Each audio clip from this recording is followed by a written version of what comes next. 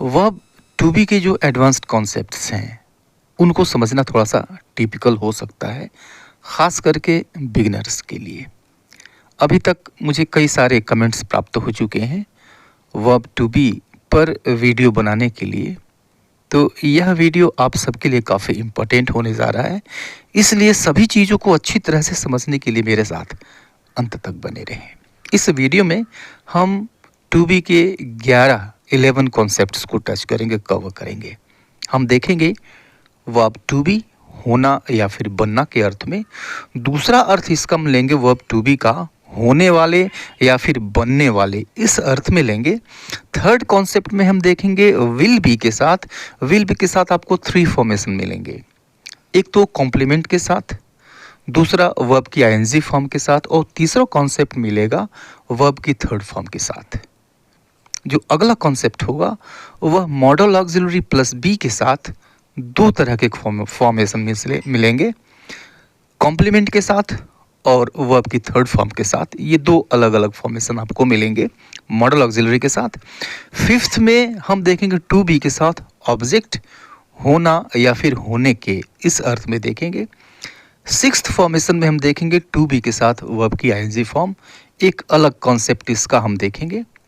Seventh में हम देखेंगे बी मीन्स इज एमा या फिर वाजवर, और हैव यानी हैव हैज़ हैड, इसके साथ टू बी और वर्ब की थर्ड फॉर्म, इस कॉन्सेप्ट को समझेंगे। नीड के साथ टू बी और वर्ब की थर्ड फॉर्म, इस कॉन्सेप्ट को अच्छी तरह से समझा जाएगा।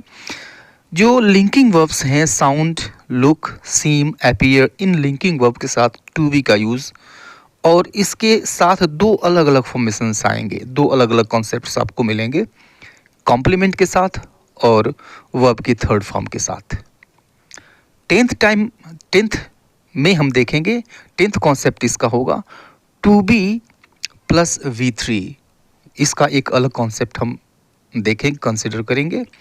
और 11th जो स्ट्रक्चर मिलेगा आपको वह देखेंगे हम पैसिव स्ट्रक्चर के साथ टू बी, और इसके साथ 3 डिफरेंट एडवांस्ड फॉर्मेशंस आपको मिलेंगे, कॉम्प्लीमेंट के साथ, वर्ब की थर्ड फॉर्म के साथ और वर्ब की आईएनजी फॉर्म के साथ। तो 11 कॉन्सेप्ट हम समझने जा रहे हैं, इन सभी कॉन्सेप्ट्स को अच्छी तरह से समझेंगे। तो आइए हम वीडियो को शुरू करते हैं बिना देरी के। चलिए हम पहला कॉन्सेप्ट लेते हैं टू बी का, जिसका अर्थ होता है होना या फिर बनना। इनका यूज़ हम करते हैं इम्परेटिव्स में, ठीक है। तो इम्परेटिव का मतलब रिक्वेस्ट कर लें, ऑर्डर कर लें, कमांड्स, रिक्वेस्ट्स एंड सजेशंस, यानी सलाह दे लें, आदेश देते हैं, और हम सलाह देते हैं, आदेश देते हैं और हम निवेदन करते हैं। ये 3 चीज़ें इम्परेटिव्स में आती हैं। तो जब आप इम्परेटिव्स में यूज़ करते हैं तो 2 तरह के इम्परेटिव्स हो गए, positive इम्परेटिव्स, negative इम्परेटिव्स।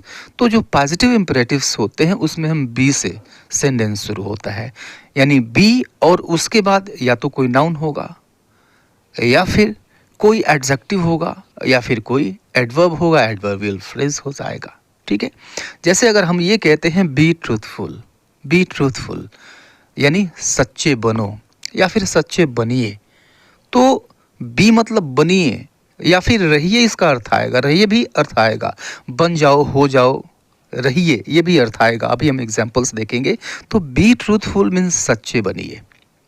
Be kind to others, इसका मतलब हुआ कि बी काइंड टू अदर्स यानी दूसरों के प्रति दयालु बनिए। बी का मतलब बनना या फिर हो जाना, दयालु हो जाइए, दयालु बन जाइए, बी काइंड टू अदर्स, दूसरों के प्रति दयालु बन जाइए, ठीक है। बी अ ह्यूमन, ठीक है, इंसान बनिए, ओके, इंसान बनिए। तो बी मतलब बनिए या फिर हो जाइए। अब देखिए रहिए के अर्थ में भी इसका हम यूज़ करते हैं, be at home on Sunday, ठीक है, यानी संडे को, रविवार को घर पे रहो, मैं तुमसे मिलने आऊँगा, ओके। तो be at home on Sunday, at home एक आ गया एडवर्बियल फ्रेज जो जगह बता रहा है कि इस जगह पे रहिए। तो बी का अर्थ रहिए, इस अर्थ में भी हम बी का यूज़ करते हैं। तो आप यह कंडीशन अगर मिलती है आपको तो बी का यूज़ आप इस अर्थ में कर सकते हैं, रहिए के अर्थ में कर सकते हैं, be at home on Sunday, Sunday को घर पे रहिए। Be at the office at 10, इन 10 बजे ऑफिस पे रहिए, ओके। बी हैप्पी यानी खुश रहिए, खुश रहो, खुश बनो, खुश हो जाओ, बी हैप्पी, खुश हो जाओ, राइट। तो बी का मतलब, बी का यह 3 अर्थ देता है। यह फर्स्ट कॉन्सेप्ट है, हो जाओ, बन जाओ या फिर रहो। ओके, आइए दूसरा कॉन्सेप्ट हम देखते हैं टू बी का। टू बी मतलब होने वाले या फिर बनने वाले, राइट।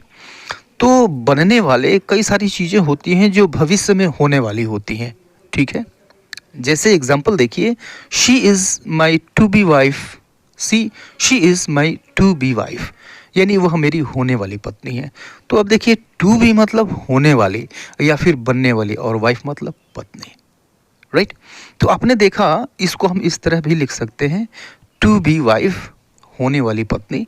इसको ऐसे भी लिख सकते हैं, she is my to be wife, यानी टू और बी के इन दोनों के बीच में हम हाइफन का यूज़ कर सकते हैं। डैश, यह जो डैश है इसको हम कहते हैं हाइफन। तो बीच में हम हाइफन भी लगा सकते हैं, हाइफन लगा के भी लिखा जाता है, विदाउट हाइफन भी लिखा जाता है, और इसको उलट के भी लिखा जाता है। ऐसे भी लिख सकते हैं, she is my wife to be, and to be बाद में हम वाइफ को पहले कर देते हैं, ठीक है। तो इन 3 तरीकों से हम लिख सकते हैं, 3 तरीकों से, इन 2 तरीकों से हम बोल सकते हैं। सेंस अलग अलग नहीं होगा, सेंस इसका सेम होगा, ठीक है। तो जहाँ भी आपको इनमें से किसी भी रूप में दिखाई देता है, आप ये ना समझें कि इसका सेंस जो है वो अलग होगा, मतलब इसका वही होगा, सेम होगा, ठीक है। एक दूसरा एग्जाम्पल देखिए, the teacher to be met me yesterday, the teacher to be met me yesterday in the market, ठीक है। अब मेरे होने वाले टीचर से मेरी मुलाकात हुई कल, ओके। अब मान लीजिए कि आप जिस स्कूल में पढ़ते हैं, आपको पता है कि एक नया टीचर ज्वाइन कर रहा है, वह ज्वाइन करने से एक दिन पहले आपसे मिला, तो फिर आपने स्कूल में आके क्या बताया कि the teacher to be met me yesterday, यानी होने वाला टीचर मुझसे कल मिला, यानी मैं होने वाले टीचर से कल मिला, कल मिल गए मुझे, ठीक है। तो टीचर टू बी मीन्स होने वाले टीचर, राइट। अब इस टू बी को हम पहले भी लिख सकते हैं, बाद में भी लिख सकते हैं, no problem. The to be teacher met me yesterday ऐसे भी हो सकता है, the teacher to be met me yesterday ऐसे भी हो सकता है। दोनों का मतलब एक है, दोनों में किसी तरह का सेंटेंस, कोई सेंटेंस आ जाए, आप इसको, सेंस इसका अलग नहीं है, सेम जो सेंस होगा वह सेम होगा। आइए अब हम अगले कॉन्सेप्ट की तरफ बढ़ते हैं।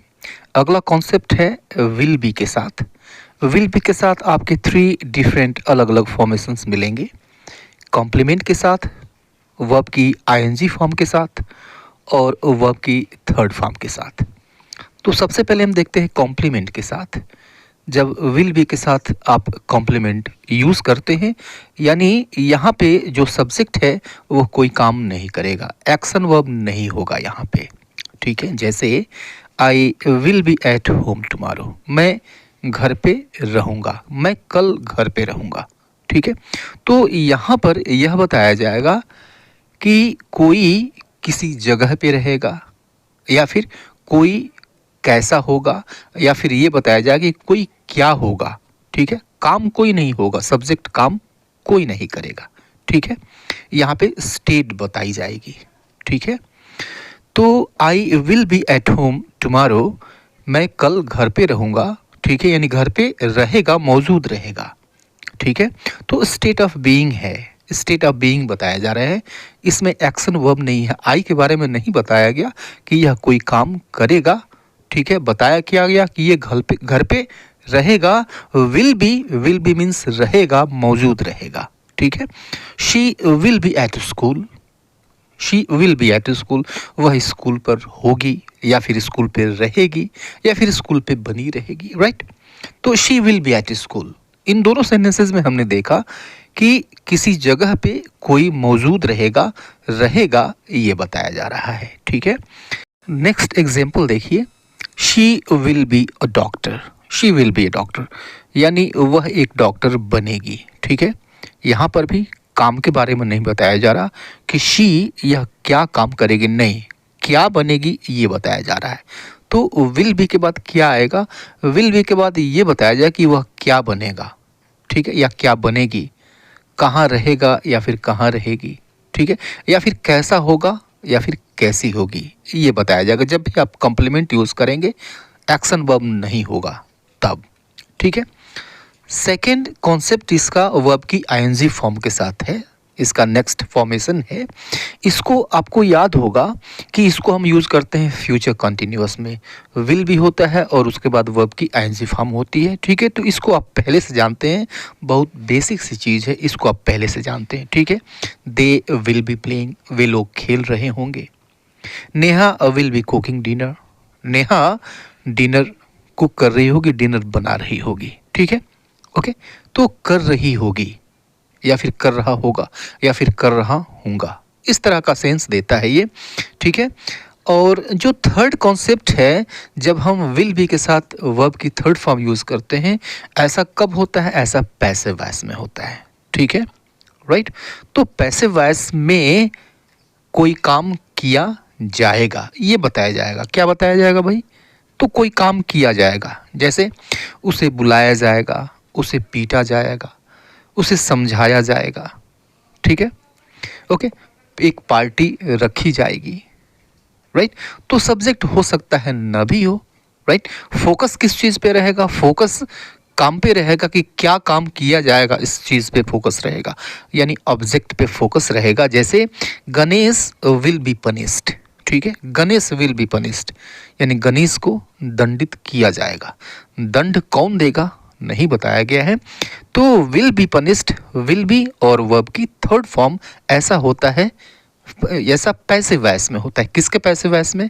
फ्यूचर के पैसिव वॉइस में, फ्यूचर इंडेफिनिट के पैसिव वॉइस में will be. Ganesh will be punished, Ganesh को पनिश किया जाएगा, यानी गणेश को दंडित किया जाएगा। Ramya will be given a prize, Ramya will be given a prize, यानी राम्या को इनाम दिया जाएगा। इनाम कौन देगा नहीं बताया गया। क्या किसके साथ यह चीज़ की जाएगी? ऑब्जेक्ट है Ramya, Ramya will be given a prize, ठीक है।